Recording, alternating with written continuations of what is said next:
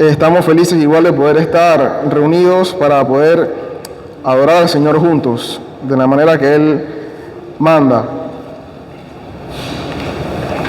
Así que, hermanos, sigamos orando para que pronto podamos volver a estar, ya no eventualmente, sino regularmente, todos juntos, sin necesidad de estar en 2 o 3 cultos. Mientras tanto, seguiremos haciendo lo necesario para poder seguir reuniéndonos. Hermanos, vamos a continuar nuestra serie de jueces hoy. Así que el pasaje que continúa es Jueces 19.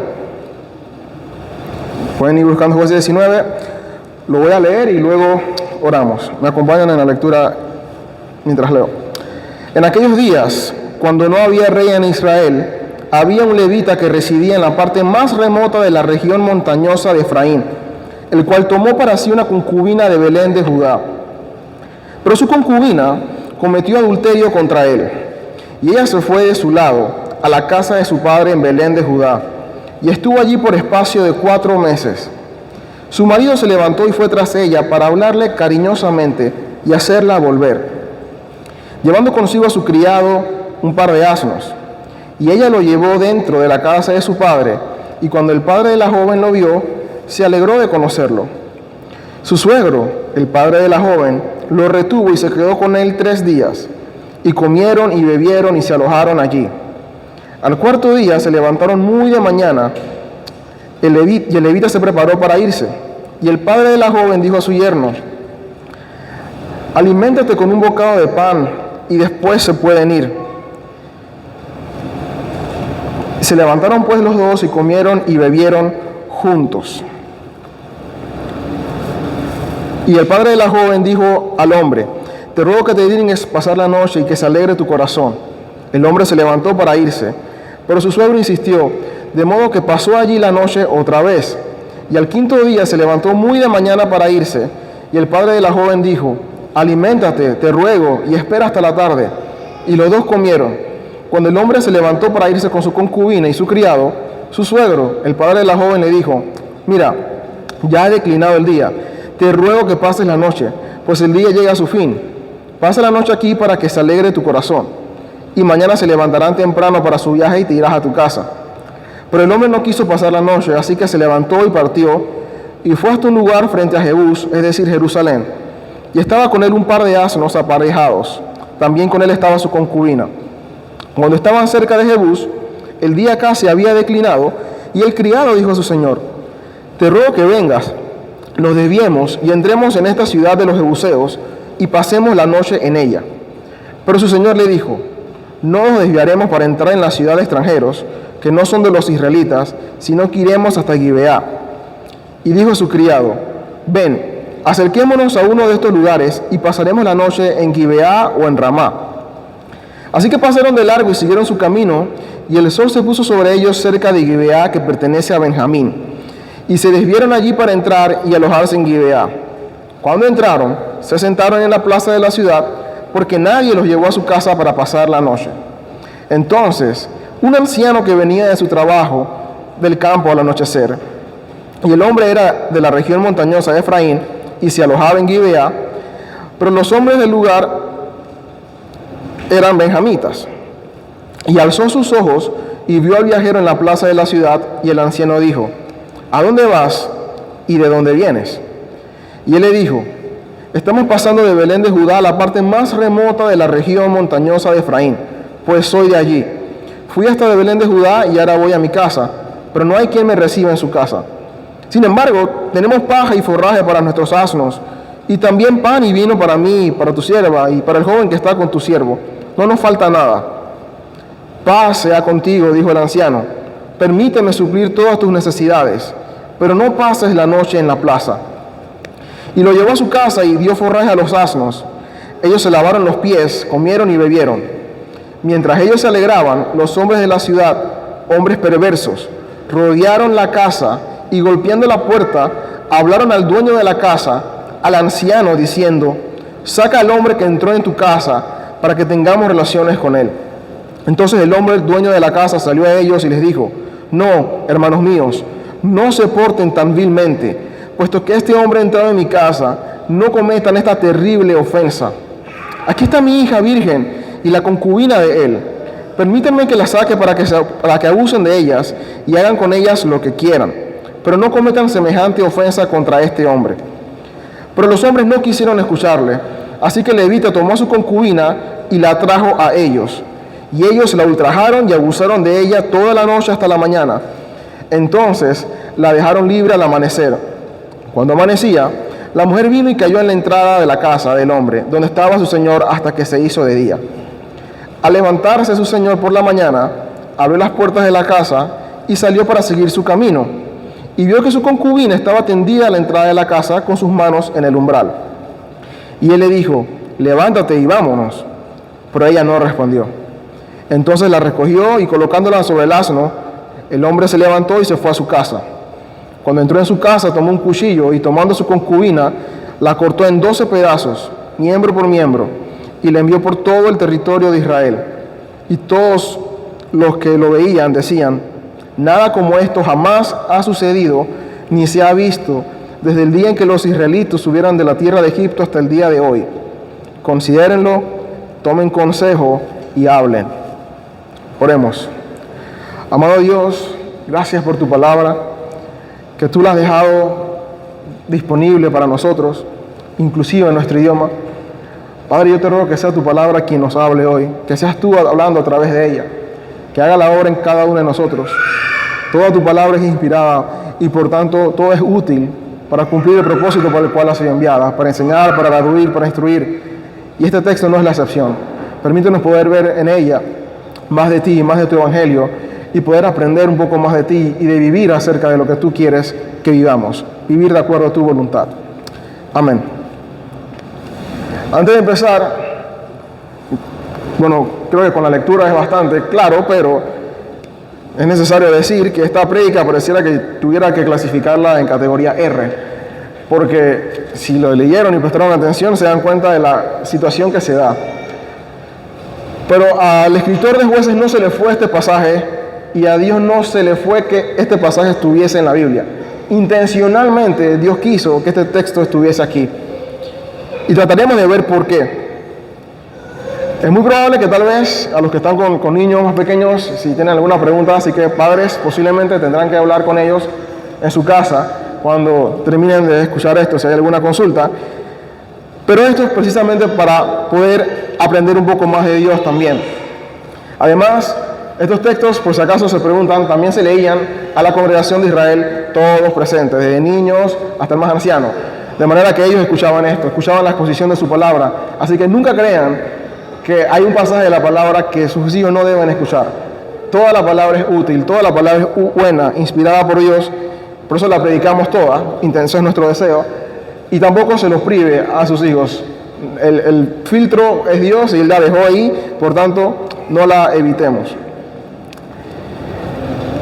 El título del mensaje es Evidencias de apostasía y del juicio de Dios.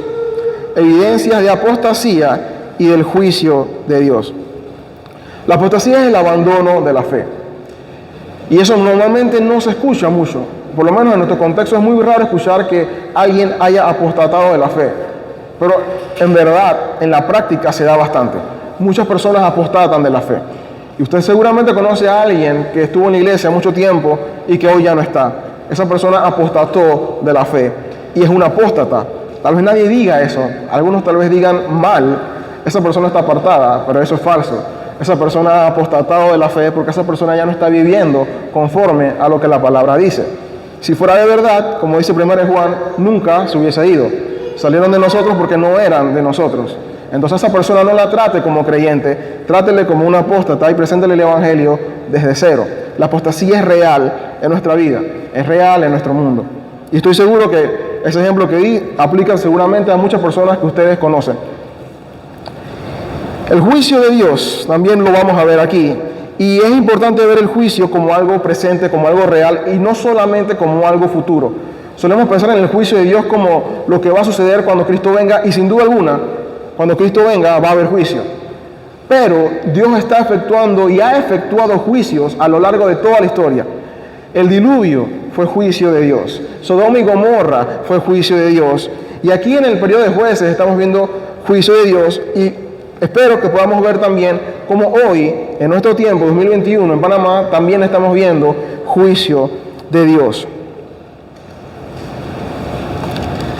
El autor empieza una vez más, desde el capítulo 17, en cada uno de estos capítulos, él hace alusión a la condición de Israel, y que no lo olvidemos. Dice aquí empezando, en aquellos días cuando no había rey en Israel, recordando la condición política, pero espiritual también de Israel. No era que solamente no había rey político, lo cual era cierto, tampoco había rey para ellos espiritualmente hablando, porque aun cuando David, Salomón y los que continuaron, Saúl, estuvieron reinando, el pueblo de Dios siguió actuando mal. Hubo momentos de bonanza, pero como leímos en el pasaje anterior, la tribu de Dan siguió adorando falsamente a Dios hasta el exilio, o sea que Dios puso reyes y Dan siguió adorando falsamente. Así que cuando el escritor dice no había rey en Israel, hace alusión que para los israelitas no había rey. Dios no existía como rey y obviamente tampoco tenían una autoridad política. Pero no era solamente eso. Aquí vamos a ver la historia de otro levita. Este no es el mismo levita que hemos visto en los dos capítulos anteriores. Los levitas eran las personas que Dios había ordenado para ser sacerdotes. Ellos iban a hacer los sacrificios del pueblo delante de Dios. Ellos eran el intermediario que Dios había elegido para ello, los encargados de llevar la adoración. Eran entonces los levitas la referencia en lo espiritual para Israel. El hecho de que el autor mencione ahora a otro levita nos da una idea de cómo estaba la sociedad en todos los niveles. Desde el capítulo 1 hasta el 16 vemos cómo los líderes políticos cada vez se apartaban más de Dios. Y ahora en estos tres primeros capítulos de 17, 18 y 19 de este anexo que hace el autor, menciona dos veces a dos levitas y ambos actuando mal. Los civiles estaban mal, Micaía, la mamá de Micaía, los de Dan. Es decir, Israel estaba mal políticamente, espiritualmente, civilmente, socialmente. No había ni una sola área en que Israel estuviese bien. Todo estaba mal. Y los líderes espirituales, lamentablemente, tampoco eran la excepción en ese momento. Una de las características que se va a ver en una sociedad o una comunidad apóstata es que va a haber un bajo concepto de matrimonio. Y de nuevo, recordemos que esto es el levita. No es que es grave, porque si fuera otra persona, pero sigue siendo llamativo que sea el líder espiritual el que va a hacer lo que vamos a ver aquí. Empieza diciendo, en el versículo 1, que tomó para sí una concubina. El levita, autoridad espiritual, no se casó. No buscó una mujer formalmente, buscó una concubina. Es decir, en ese tiempo sería como una esposa de segunda clase. No hubo un compromiso formal. Decirlo en términos de hoy sería como que se unió a alguien, se juntó con alguien, se fue a vivir con esa persona sin casarse. Eso fue lo que hizo el levita. Es grave, pero es más grave porque se supone que él debía tener la información de parte de Dios, la ley que dice la importancia del matrimonio. El matrimonio es instituido por Dios y es la manera correcta de unirse en pareja. No casarse implica no valorar el orden que Dios ha instituido. Es decir, estamos diciendo que lo que Dios mandó no es lo mejor. Ahora, ¿por qué no casarse? ¿Cuál era el beneficio, la ventaja que podía haber el levita o lo que hoy se ve cuando la gente no se casa? En la mente de las personas, el no casarse implica, entre comillas, reducción de compromiso. La gente suele ver el casamiento como una obligación a quedarse juntos hasta el final, lo cual es cierto. Suele ser el vamos a ver si funciona, como si hubiese un periodo de prueba válido para tener antes de casarnos. Vamos a ver si funciona o no. El concepto de matrimonio era bajo en Israel, porque aún desde el desierto, cuando salen de Egipto, Moisés tuvo que dar carta de divorcio a muchas familias en Israel. Nunca fue el diseño de Dios eso. Dios detesta el divorcio, lo dice Malaquías 2:16. Sin embargo, ya los israelitas estaban viviendo un concepto del matrimonio no correcto. Había divorcio. Pero ahora no solo no se están divorciando, ahora ni siquiera se están casando. Ahora simplemente agarran a la mujer y se van a vivir con ella como si fuera matrimonio. Peor aún, el nivel baja aún más. El matrimonio es importante, sumamente importante. De hecho, es la única institución de las tres más importantes que Dios instituyó, familia, Estado e iglesia, que empezó en el Edén. Ni la iglesia ni el Estado empezaron en el Edén, solamente la familia. Y es ahí donde se dan las bases del matrimonio, que es para siempre. Entonces, hermanos, valoremos el matrimonio. Jóvenes, si están solteros, no consideren el unirse como una opción. Eso no es una opción. Eso es contrario a lo que Dios ha dicho. La forma correcta es casarse, y casarse de acuerdo a los parámetros que Dios ha dado, como mencionamos hace unas prédicas atrás. Ver que el hombre sea capaz de liderar en la enseñanza, que tenga para proveer, que tenga para trabajar, que tenga para poder ser maduro espiritualmente. Si un hombre no tiene eso, ni siquiera piense en tener novia, porque no está listo para el matrimonio. Y una muchacha puede entender que lo que debe hacer es someterse a su esposo. Mientras no esté con su esposo, no se someta a nadie. No hay novio que usted necesite someterse, sino solamente a su esposo, antes de su esposo, a su papá. Fuera de eso, no hay otra autoridad. Y entender el rol de la mujer como la que va a cuidar el hogar, preocuparse por su esposo, por sus hijos, por la casa. Ese es su rol más importante. Y este concepto bajo del matrimonio que tenía Israel lleva a otro efecto en la apostasía. Entonces permite que haya infidelidad. Esta concubina, versículo 2 dice, cometió adulterio contra él. Es decir, tuvo relaciones íntimas con otro hombre que no era levita mientras estaba con el levita. Y no solamente tiene relaciones íntimas con otro hombre, sino que se va de su casa. Se va a la casa de su padre. Lo más probable es que hubo alguna discusión, que hubo una pelea, y ella decidió, me voy.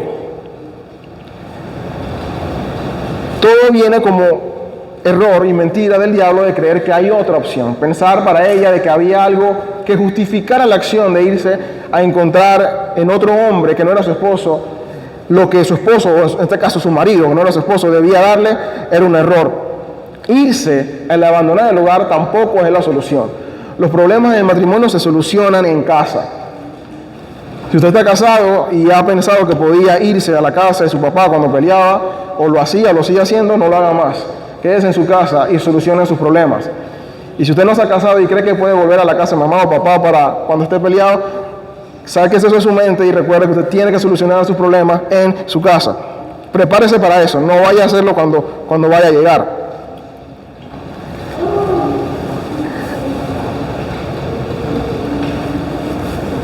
Un matrimonio donde hay infidelidad y abandono demuestra que no entiende el alto concepto que Dios tiene del matrimonio. Un matrimonio donde hay infidelidad y abandono demuestra no entender el concepto alto que Dios tiene del matrimonio. El matrimonio fue diseñado de manera exclusiva, es decir, una relación donde ahora solo importa la otra persona. Ya los demás hombres y mujeres dejan de existir, solo están el uno para el otro en una sola carne como Dios manda. Génesis 2:24. Por tanto, el hombre dejará a su padre y a su madre y se unirá a su mujer y serán una sola carne. Una sola carne ya no es dos. El matrimonio está hecho para demostrar una unidad indivisible. Y Marcos 10:9, el Señor Jesús diciendo, por tanto, lo que Dios ha unido, ningún hombre lo separe. El matrimonio es exclusivo y hasta el final. Eso no se elimina, solamente la muerte elimina el matrimonio. Y hay que aclarar que el matrimonio no es como algunas personas piensan del concepto católico, es que si yo no me casé en la iglesia, que yo no fui a la ceremonia. No, si usted se casó y usted fue juzgado, usted está casado. Y eso lo unió Dios. No necesita ir a una ceremonia religiosa para decir, Dios no me ha casado. Usted está casado delante de Dios porque Dios instituyó la autoridad eclesial. De hecho, si usted viene a una iglesia y se casa y no va al juzgado, usted no está casado. Usted necesita ir al juzgado para casarse. Ese es el matrimonio. Por tanto, no menosprecie su matrimonio si usted todavía no ha tenido una ceremonia religiosa. La ceremonia religiosa es muy buena porque le da testimonio a los demás para hacerlo. Pero su matrimonio empieza cuando usted va delante de la autoridad y queda constituido como un matrimonio. Y ese matrimonio, como cualquier matrimonio, tiene la misma orden que Dios ha dado para todos. Es hasta el final. Ningún hombre lo separa. Es decir, no puede haber divorcio. Es imposible, es inaceptable. Y esto aplica para todos. La ley de Dios no es solo para los creyentes, es para todos. Ese entendimiento nos ayuda a entender por qué los que no son cristianos también serán juzgados por la misma ley. Todo ser humano ha sido creado por Dios y estamos en el mundo que Él creó, por ende son sus reglas las que nos rigen a todos. No hay una ley para los inconversos y otra para los cristianos, es la misma para todos. Juan el Bautista lo entendió cuando va a hablar con Herodes, a decirle: tú estás pecando porque estás con la mujer de tu hermano. Él no era judío, en teoría él no tenía por qué seguir esas reglas, pero Juan el Bautista entendía que eso no eran unas reglas judías, esas eran las reglas de Dios para el mundo. Por ende, Juan el Bautista le fue a decir a Herodes: tú estás en pecado. Obviamente pagó la consecuencia de cárcel y luego muerte, pero él entendía lo que nosotros necesitamos entender. No está bien decir que no pasa nada si un matrimonio que no es de cristianos se divorcia, es decir, que la ley de Dios no aplica para ellos. La ley aplica para todos. Ahora, dentro de todo esto que solamente hemos visto 2 versículos, y ya vemos que la historia no va muy bien y se pone peor a medida que avanza, vamos a ver rasgos de gracia de Dios que Él deja ahí, aún en medio de la maldad. Y a pesar de que todos somos malos por naturaleza, y un pueblo puede estar muy apartado de Dios, Dios siempre tiene un límite para la maldad. Nunca llegamos a ser tan malos como podemos ser. Y aquí se ve en el versículo 3, cómo el levita decide buscar a su concubina. Y dice que fue con buenas intenciones, dice específicamente, para hablarle cariñosamente y hacerla volver. El levita quería perdonarla. Él fue en teoría el ofendido, pero él dice: yo te voy a buscar.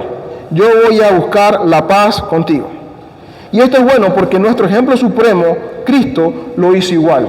Su novia, la iglesia, que lamentablemente le es infiel cada día, Él decidió venir a buscarla aun cuando estaba muerta, aun cuando nadie la quería. Y dijo: yo voy a buscar. Él empezó la paz. El ofendido, el que sí era ofendido de verdad, el único que ha sido ofendido fue Cristo. Él buscó la paz. Por ende, nosotros tenemos que hacer lo mismo y buscar la paz. Ahora, que usted no sabe lo que me hicieron, no necesitamos saber qué le hicieron.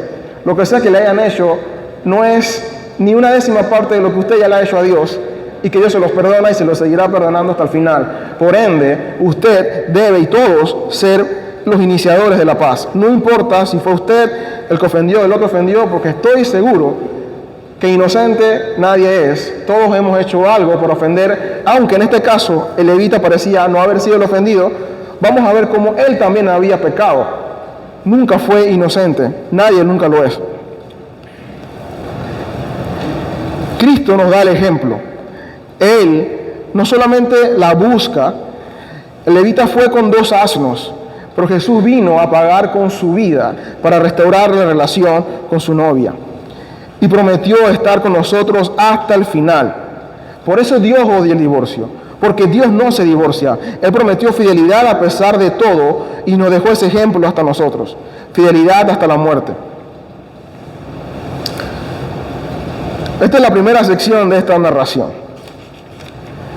Luego de esto, el levita llega a la casa de su suegro, que ni siquiera conocía. O sea, indica cómo también todo empezó. Ni siquiera fue a hablar con los papás, que eso sí era tradición en ese tiempo. Y es muy bueno todavía hacerlo. Si usted está considerando casarse, antes de casarse, hable con los papás de la muchacha que estaba pretendiendo. No lo conocía y lo viene a conocer en esta condición.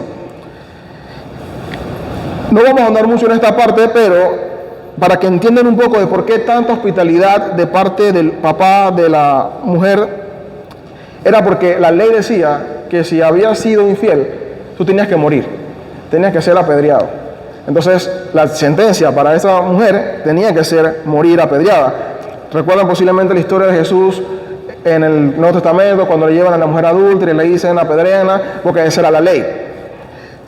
Así que él lo que está tratando de hacer es que ganase el favor del levita, viendo que viene con buenas intenciones y que, por favor, quédate cómodo, no pase nada, perdónala. Pero el levita venía con buenas intenciones. Él no vino a buscarla para matarla, él vino a buscarla para quedarse con ella. El asunto viene cuando salen de la casa del suegro y tienen que quedarse a dormir en algún lugar. El levita dice: muy bien, no nos vamos a quedar en una tierra que no sea de Israel porque es peligroso, pero una lógica muy correcta. La Biblia nos dice cómo eran los hombres de Canaán, los hombres que no eran de Israel eran malvados. Por ende, era lógico pensar, me voy a quedar en un lugar que sea de israelitas y estaré más seguro ahí. Así que ellos llegan, dice el pasaje, a un lugar de la tribu de Benjamín llamado Gibeá, que eso nos lo dice en el versículo 14. Cerca de Gibeá. Llegaron hasta allí para quedarse, lugar de la tierra de la tribu de Benjamín.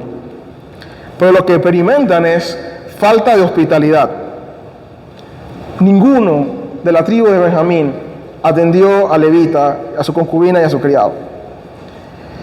Algo que Dios había determinado, no solo para los israelitas, sino hasta para los extranjeros. Y ese lugar no estaba provocando, no estaban siguiendo la ley de Dios. No les importaba la hospitalidad ni mostrar amor.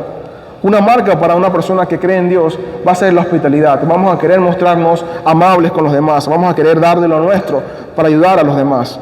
Y aquí empezaba todo mal. Llega un extranjero que vive en esa ciudad, que de hecho es de Efraín, el lugar donde el levita estaba viviendo, y él es quien le ofrece hospedaje. El levita le dice, no te preocupes, yo tengo todo para quedarme bien, tengo paz, tengo comida, no hay ningún problema. Y el extranjero le dice, por favor, no pases la noche en la plaza. Hasta aquí, sin saber lo que sigue, uno diría, bueno, qué hospitable, qué amable es. Pero ahora vamos a poder ver que no era solamente amabilidad. Ese hombre de Efraín estaba preocupado por el levita. Él decía, si tú te quedas aquí, la cosa no va a ser buena. Pero eso no fue lo que le dijo. Fue suficiente esas palabras y lo convenció de ir a quedarse con él. Versículo 22. Mientras ellos se alegraban, es decir, estaban en su casa, relajados, tomando vino, los hombres de la ciudad, hombres de Efraín, de Benjamín, de la nación de Israel, la nación que Dios escogió para mostrar su gloria, rodearon la casa y golpeando la puerta, hablaron al dueño de la casa, al anciano, diciendo, saca al hombre que entró en tu casa para que tengamos relaciones con él. Y hermano, tal vez usted no conocía este pasaje, y si lo conocía tal vez no lo tenga presente. Por aquí vamos a ver un déjà vu real. Esto nos recuerda exactamente lo que pasó en Génesis, Sodoma y Gomorra, igualito. Pero ya no es Sodoma y Gomorra, un lugar donde no estaba la presencia de Dios. Ahora estamos hablando de Israel, la tribu de Benjamín. Está experimentando, está mostrando un comportamiento tan depravado como el que tenían los hombres de Sodoma y Gomorra. Si alguna vez se preguntaron si eso se podía repetir, la respuesta lamentablemente sí, y pasó en la tierra de Israel. Era una ciudad donde los hombres estaban todos sumidos en el pecado de la homosexualidad. Una ciudad donde se debía vivir de una manera diferente, donde los hombres debían ser hombres, debían ser valientes en hacer la voluntad de Dios. Es una ciudad que está tan depravada en su sed por satisfacer sus deseos, que los lleva a exigir, porque ojo, no piden ni seducen, ellos demandan que salga otro hombre para tener relaciones íntimas con él de una manera totalmente contraria a lo que Dios quiere. Y aquí entonces, los que parecían estaban actuando mejor, el levita y el hombre de Efraín, demuestran que, aunque no eran partícipes de estos pecados, tampoco eran los hombres que debían ser. Y una comunidad apóstata, un pueblo apóstata, no va a ejemplificar la masculinidad que Dios quiere. Y eso es grave, hermanos. Porque hoy lamentablemente vemos lo mismo. Los hombres no son los hombres que Dios quiere que seamos. Esos hombres de Benjamín no podían ser hombres que lideraran sus casas bien. Esos no iban a ser hombres que estuvieran pendientes de enseñarle a sus hijos, porque quiero que sepan que esos hombres tenían hijos, tenían familia, aún en medio de todo esto. Iban a hacer lo correcto. ¿Qué podían aprender los hijos de estos hombres? Nada bueno en la tierra de Israel, donde se supone debían aprender lo que Dios quería. ¿Y cómo se ve que estaba tan mal la hombría en Israel?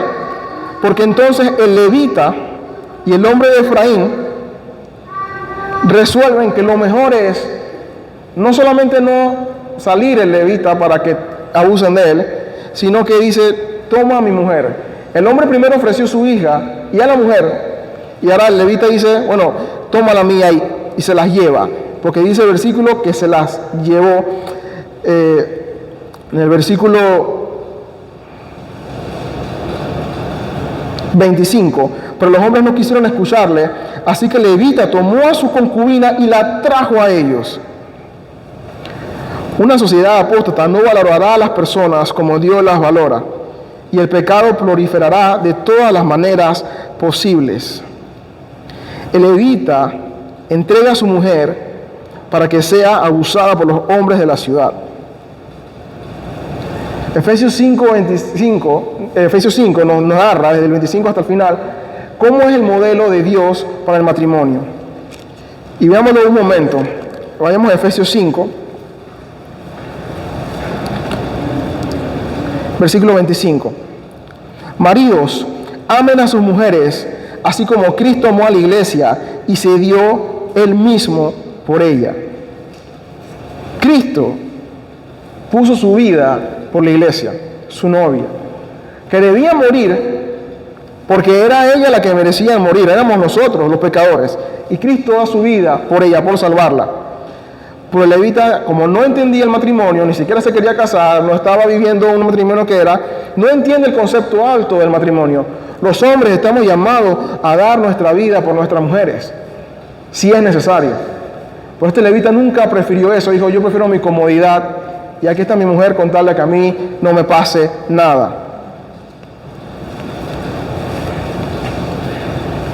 No solamente hace eso, la mujer llega al amanecer, se la queda tirada en la puerta, y aquí no lo dice explícitamente, pero investigando me di cuenta de que cuando ella llega a la puerta y cae, ella muere. Ella muere ahí cuando llega a la puerta de la casa del hombre de Efraín. Y cuando llega el amanecer, el levita sale, y tras que había hecho mal entregarla, sabía lo que iban a hacer esos hombres con ella. Las palabras amorosas del levita son: levántate y vámonos. O sea, tu mujer está tirada en el piso, acostada, muerta, no sabes que está muerta, por culpa tuya, porque tú no fuiste valiente lo suficiente para poner tu vida por ella. Y tus palabras son: levántate y vámonos. Esto no justifica lo que pasó, lo que voy a decir, pero es un poquito más entendible por qué en algún momento esta mujer le fue infiel a ese hombre. La infidelidad nunca está bien, pero aquí nos damos cuenta por qué el levita tampoco era inocente. Si él hizo eso aquí, no es de extrañar que él hiciera eso cuando estaban en su casa. Que lo que viviera esa mujer fuera maltrato, tanto verbal, y no me sorprendería que hasta físico. A él no le interesaba a ella. Esa carencia ocasionó otro pecado, que fue en ella entonces la infidelidad. Y ahí por eso podemos ver, hermanos, que el levita no podía decir que era inocente, y nosotros tampoco. Normalmente estos pecados siempre revelan más pecado dentro del matrimonio, dentro de la relación. Ella no está justificada, pero nos dice cuán mal estaba la relación, cuán bajo el entendimiento del matrimonio que había en Israel. Levántate y vámonos. Entonces ya hemos visto homosexualidad, falta de hospitalidad, infidelidad, maltrato, todo en la tierra de Israel. La historia no termina ahí. El levita llega, se la lleva a su casa y la corta en 12 pedazos. Y aún en medio de su pecado, aún en medio de toda la adversidad, aún en medio de su indiferencia, el levita tiene un anhelo por justicia. Y él dice, este acto no puede quedar así, quiere que Israel sepa lo que ha pasado. Básicamente lo que él hizo fue, Israel tiene que saber lo que acaban de hacerle a mi mujer. Es curioso, repito, porque se nota que no le interesaba mucho. Algo le interesaba, porque digo, la fue a buscar y ahora hace esto, pero no la trataba bien y ahora la entregó inclusive. O sea que era una relación enfermiza. Pero aún así él demanda justicia. Y es que si no hay evangelio, vamos a vivir en injusticia constantemente. Y nuestro ser anhela justicia, aunque no lo queramos decir.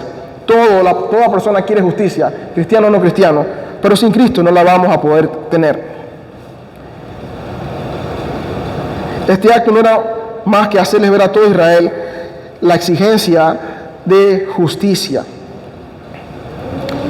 Hermanos, cuando un pueblo abandona a Dios, veremos todo lo que hemos leído hasta este momento y más. Acompáñenme un momento a Romanos 1, 24 al 31. Romanos 1, 24 al 31 dice: por lo cual Dios los entregó a la impureza en la lujuria de sus corazones, de modo que deshonraron entre sí sus propios cuerpos, porque ellos cambiaron la verdad de Dios por la mentira, y adoraron y sirvieron a la criatura en lugar del Creador, quien es bendito por los siglos. Amén. Por esta razón, Dios los entregó a pasiones degradantes, porque sus mujeres cambiaron la función natural por la que es contra la naturaleza. De la misma manera también los hombres abandonan el uso natural de la mujer, se extendieron en su lujuria unos con otros, cometiendo hechos vergonzosos, hombres con hombres, y recibiendo en sí mismo el castigo correspondiente a su extravío. Y así como ellos no tuvieron conocer a Dios, Dios le entregó una mente depravada, para que hicieran las cosas que no convienen. Están llenos de toda injusticia, maldad, avaricia, malicia, llenos de envidia, homicidios, pleitos, engaños y malignidad. Son chismosos, detractores, aborrecedores de Dios, insolentes, soberbios, jactanciosos, inventores de lo malo, desobedientes a los padres, sin entendimiento, indignos de confianza, sin amor, despiadados. Ellos, aunque conocen el decreto de Dios, que los que practican tales cosas son dignos de muerte, no solo las hacen, sino que también dan su aprobación a los que las practican. Cuando hay apostasía, viene el juicio de Dios. Y el juicio de Dios se empieza viendo con libertinaje sexual. Todavía digamos heterosexual, pero libertinaje sexual. Empieza con la ropa, que cada vez más atrevido, el sexo libre. De hecho, esto empezó no en este siglo, ni siquiera el siglo pasado. Se ha ido progresivo, ¿no? Estados Unidos es un buen termómetro para ir viendo lo que va pasando y cómo se exporta a esos otros lugares que tampoco tienen el evangelio. Cuando se inventaron las pastillas anticonceptivas, eso no fue para cuidar el matrimonio, eso fue para que las mujeres tuvieran sexo sin complicaciones, sin consecuencias. De hecho, la iglesia entendía que eso era malo, porque eso evitaba, hasta para ellos mismos, lo que Dios había dicho que era bueno. Querer controlar cuántos hijos se tienen, porque entonces ahora eso también llegó al matrimonio, es pecado. Porque es decirle a Dios que lo que es bueno, que Él dijo que era bueno, ya no es bueno. No es tan bueno como tú dices, porque tú no entiendes mi condición. Los niños ya no son tan buenos. Digo que sí, pero no tanto. Tener muchos hijos ya no es tan bueno por la razón que uno quiera decir que sea. Salmo 127:3. Un don del Señor son los hijos, y recompensas el fruto del vientre. Como flechas en las manos del guerrero, así son los hijos tenidos en la juventud. Bienaventurado, feliz el hombre que de ellos tiene llena su aljaba. No será avergonzado cuando hable con los enemigos en la puerta. Eso que empezó para las mujeres no cristianas y que la iglesia rechazaba, ahora ya la iglesia lo abraza y lo ve hasta normal. Como el libertinaje y como la apostasía, el juicio de Dios se va entrando ahora incluso en la iglesia, a punto que ahora pensar en métodos anticonceptivos normales en el matrimonio parece no tiene nada de malo, pero estamos diciendo lo que Dios dice que es bueno, todavía no Dios. Yo te digo cuándo, tú no sabes cuándo, yo sé cuándo, y estamos demostrando orgullo y falta de confianza en el Señor con esa acción.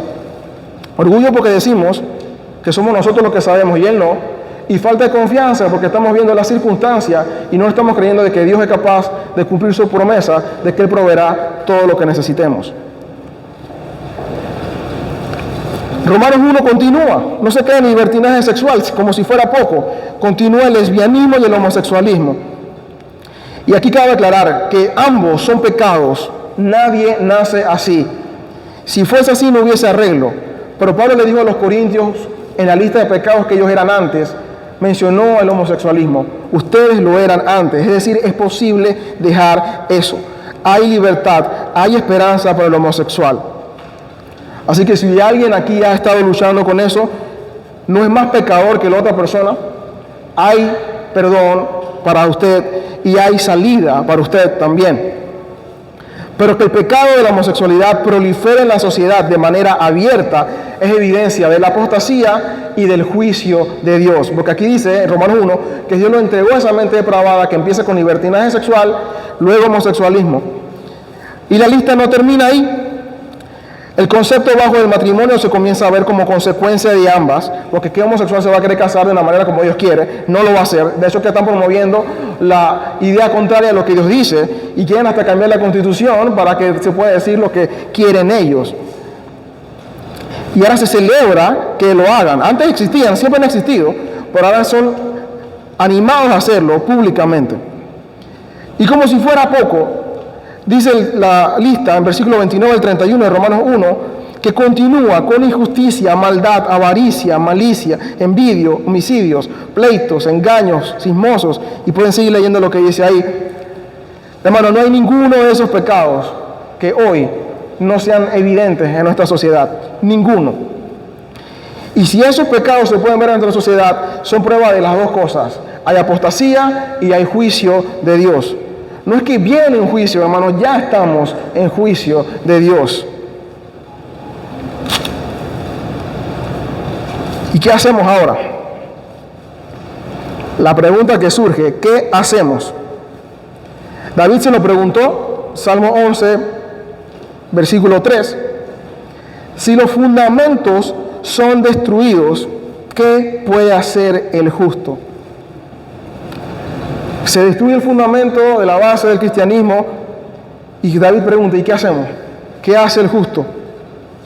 En Isaías 5, Isaías está diciendo los ayes contra los impíos y hay de los que hacen maldad contra el extranjero, contra el menor, contra el que abusa.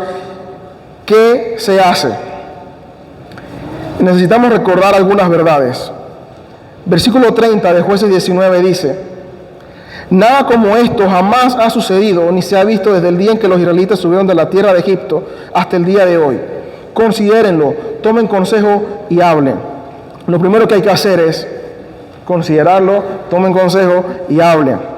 Conozcamos nuestra realidad, considerémosla, conversémosla.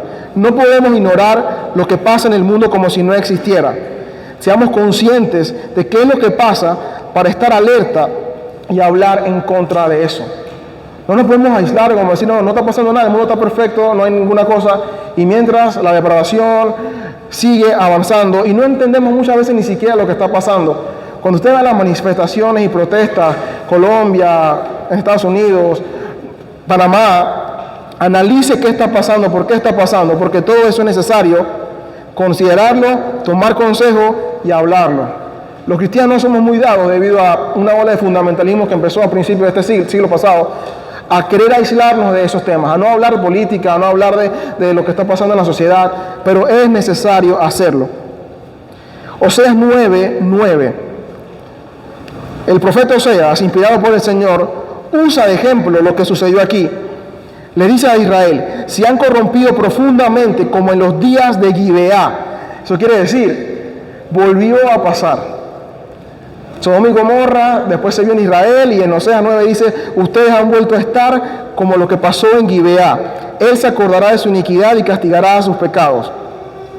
Dios le dijo al profeta que usara el mismo ejemplo para que no se olvidaran de ello.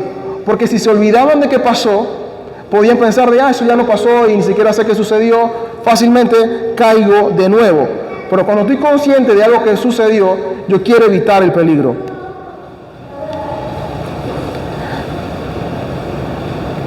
Lo que tenemos que seguir viendo, otra verdad que nos va a ayudar a hacer en el medio de esto es, Isaías 5, lo mencioné, el profeta Isaías está diciendo, ay de los que hacen mal, específicamente dice,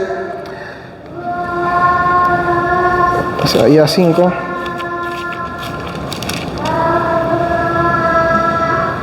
hay de los que juntan casa con casa y añaden campo con campo. Hay de los que se levantan muy de mañana para ir tras la bebida. Hay de los que arrastran la iniquidad con cuerdas falsas de pecado.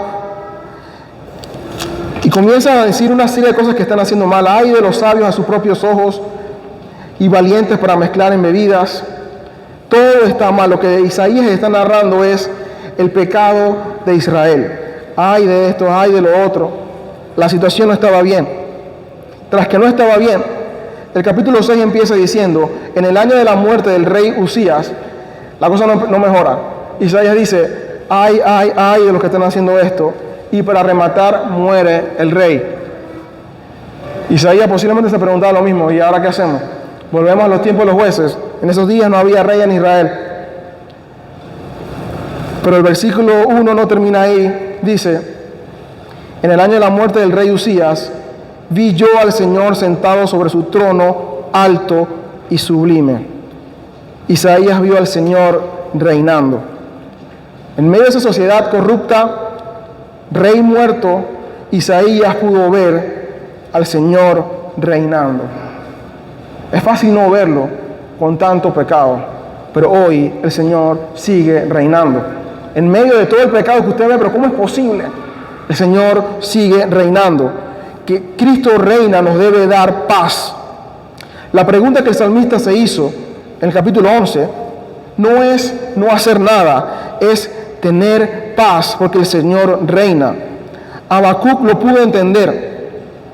Al final, cuando entendió todo lo que venía, dijo, versículo 17 al 19 del capítulo 3, el pasaje más famoso de Habacuc: aunque la higuera no eche brotes, ni haya fruto en las viñas, aunque falte el producto del olivo, y los campos no produzcan alimento, aunque falten las ovejas del redil, y no haya vacas en los establos, situación horrible, con todo yo me alegraré en el Señor, me regocijaré en el Dios de mi salvación.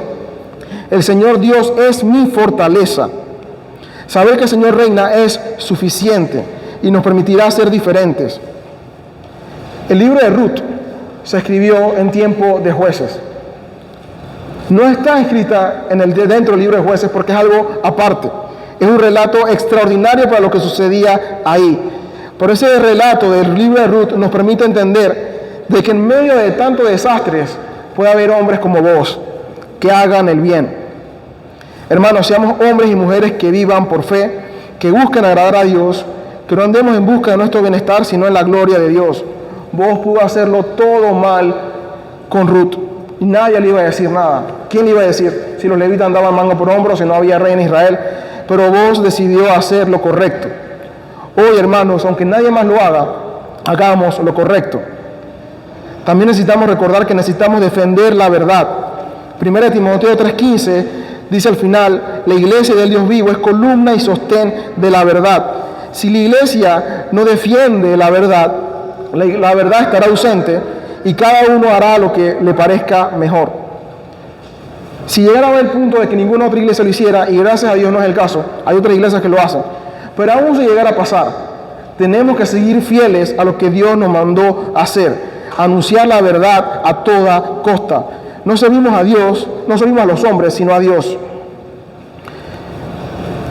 Al principio de Jueces vimos que la causa principal de esa situación de Israel era que la familia estaba desmoronada, no estaban enseñándole a la siguiente generación. Estamos en una sociedad de hombres débiles que piensan que proveer para su casa, algunos ni siquiera hacen eso, pero algunos creen que con hacer eso es suficiente. Hombres, necesitamos servir a nuestras esposas, instruirlas en la verdad, cuidarlas con nuestras vidas, instruir a nuestros hijos. ¿Cuánto tiempo pasa usted orando por su esposa, orando con su esposa, estudiando con su esposa? Eso no es algo para el pastor, es algo para esposo y esposa.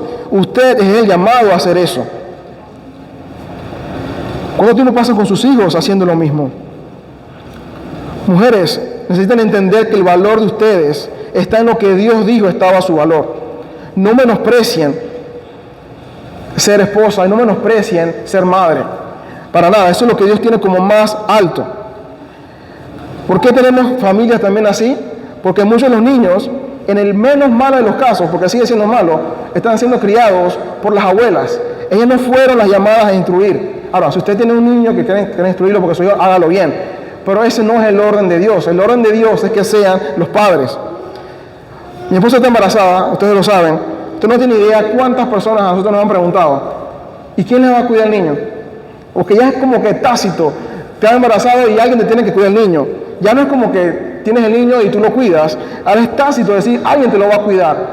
Porque ya hemos desechado por completo el diseño de Dios, de que la esposa sea la que cuide a los niños.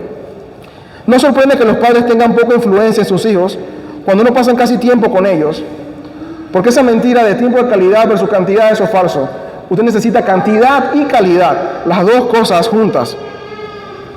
El no conocer a Dios no nos permite saber qué Él demanda y por ende no obedecerle, porque no vamos a poder confiar en Él, porque nadie confía en alguien a quien usted no conoce. Necesitamos conocer a Dios para obedecerle y para poder confiar en Él. Recordar que Él jamás nos abandonará. Él reina por siempre, Él es dueño de todo, Él manda sobre todo.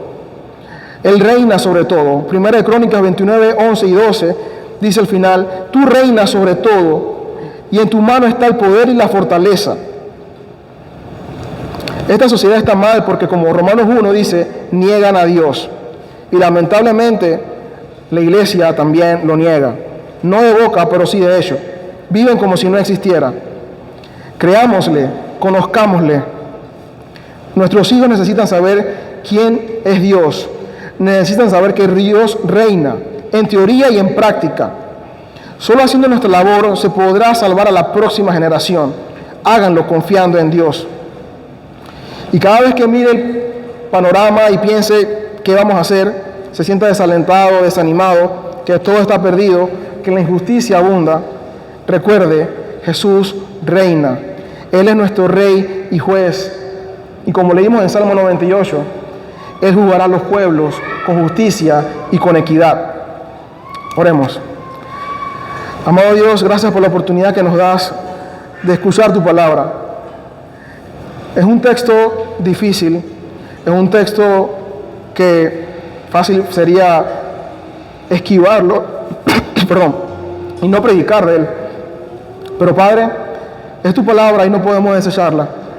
Padre, ayúdanos a poder evaluar nuestras vidas a la luz de tu palabra, hacer las correcciones que necesitamos hacer, arrepentirnos de lo que necesitamos arrepentirnos, quitar nuestro temor, recordar que en ti encontramos paz, en ti hay justicia. Fuera de ti no existe, es imposible. Ayúdanos a vivir de acuerdo al diseño que tú tienes, como soltero, como esposo, como esposa, como hijo, como madre, como padre. Ayúdanos a poder obedecerte y a mostrar tu gloria a los demás. No ser como los de Benjamín, sino que podamos ver en nosotros, que la gente pueda ver en nosotros tu amor, tu gloria.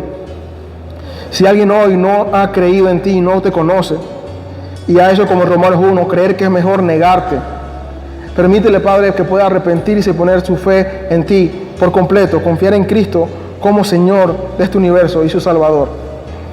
Gracias, Señor, porque tu palabra nos permite tener aliento en medio de todo esto.